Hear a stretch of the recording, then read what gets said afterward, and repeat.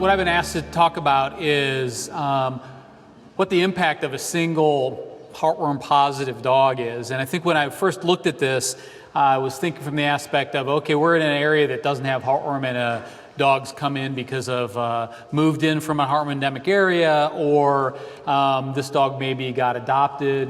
We had a lot of these issues with Hurricane Katrina when some of these dogs with the Louisiana style heartworm disease were taken to areas that were classically not endemic for heartworm disease. But I started thinking about it a little bit more, and I have a little bit different perspective now because I live in an area where surprisingly many people think heartworm doesn't exist. So I was looking at it from the aspect of, are we coming into a non-endemic area? Or when you think about the experiences we had in College Station, we looked at the incidence of heartworm disease in southern College Station and then northern Bryan, the two sister cities that surround the university, and there was a substantially different incidence of disease in those two different areas, probably because of the level of care they got. And when you really think about it, if you are living in an area where animals are taken good care of, and hopefully in your practice area, the introduction of a single heartworm positive dog there is almost like bringing a dog into an area that doesn't have a high incidence of the disease to start with.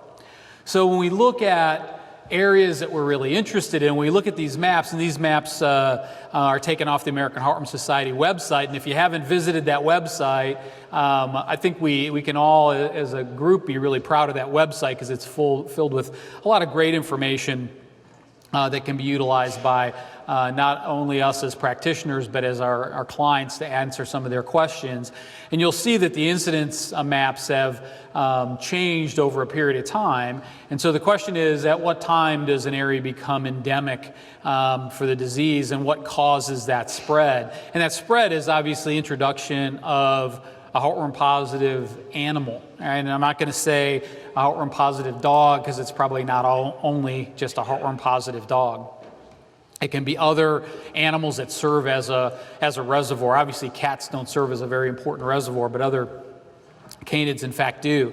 And so now I practice in Phoenix, Arizona, and the introduction of a single heartworm positive animal can be very impactful. And one of the reasons that I think it's so impactful is I have yet to make an impact on some of my fellow practitioners that heartworm disease is really there.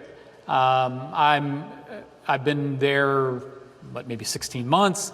I've taken worms out of two dogs with cavil syndrome that basically never left the valley. All right, how does that happen? That's more than I do sometimes at the university. Why is that? I think it's because we don't recognize that these animals are infected because there's that belief that there's a low incidence, and therefore our level of vigilance is a little bit lower. Hey, so why does a single animal, a single heartworm positive animal, make a difference? Why does it change the neighborhood? And once again, if we go back to the maps, it's not just a single positive dog going into northern Montana. It's an animal that's positive coming into an area that has a relatively low incidence, and now that's relatively impactful. Location matters. We know that. Location makes a big difference. What do we need?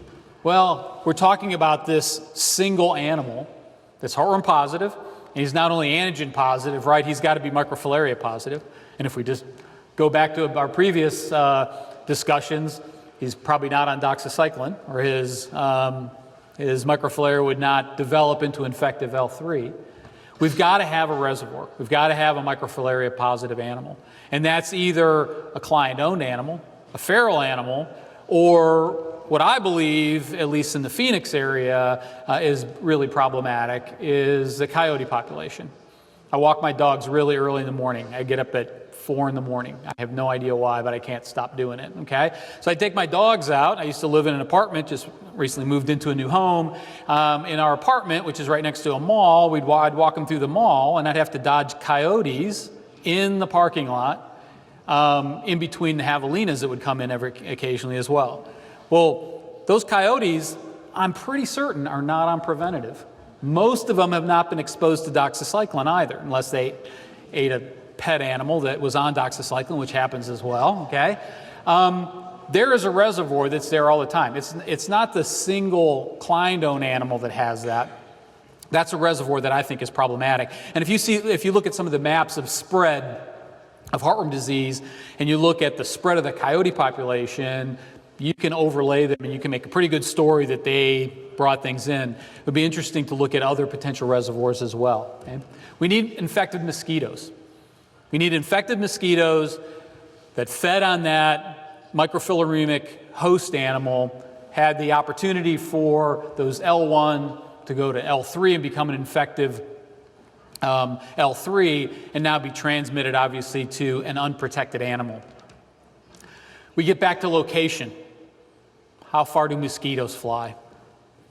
Some people say, well, they can fly 5 miles. They can fly 5 miles if they're in somebody's car, perhaps, or if there's a hurricane pushing them 5 miles, okay?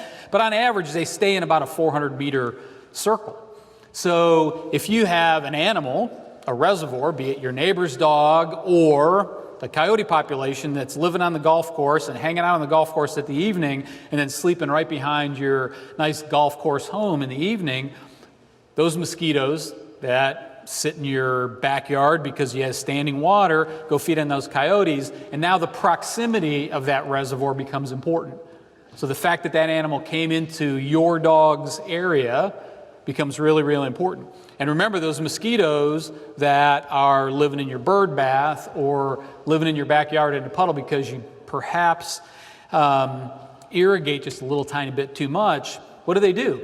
They don't go very far, right? There's a coyote sleeping, they're going to eat on that coyote, and the next thing you know, they're going to feed on your dog as well. So you need infective mosquitoes. We recognize that in an area, in an animal that has or where there's a heartworm positive animal with circulating microfilaria, the likelihood that there's going to be infected mosquitoes there is over double in a region where there's not an infected dog. Not a big surprise. So once again, once you get a concentration, then the likelihood that the mosquitoes there are infected or is higher. The likelihood of an animal being exposed to an infected mosquito is higher as well. You need to have access. You need to have access to those infected mosquitoes. If you look on the screen, you can see a nice screened-in porch. Really good idea. We're going to talk a little bit about repellency and prevention, how to decrease the likelihood that your dog gets exposed to an infected mosquito. But then if you look really closely, there's a dog door the dog can go in and out of any time. So the screened-in porch might have helped us for a little while, but probably didn't help the dog very much. And then finally, protection. Protection has to be present. Even if we have an animal that serves as a reservoir, even if we have access to the infected mosquito, if we keep these animals on preventative year-round, and we know that keeping them on year-round in and of itself improves their efficacy, the likelihood that that one dog coming in is going to result in an increased incidence in that area is lower as long as those animals are kept on preventative. It's important for us to recognize that when we have an animal in our practice that we send out, knowingly microfilaremic, we sent that bad actor out there, right? So I think it's beholden on us not only to protect our the animals that come into us that we can ultimately have on preventatives, but also do our best to try and eliminate circulating microfilaria as quickly as possible, because once again, that animal serves as a reservoir. You can argue, well, if you're going to say there's a bunch of coyotes here and there's a bunch of dogs that are not on preventative, so they're really the reservoir, so I'm not really making a dent in the reservoir, that's somewhat of a defeatist attitude.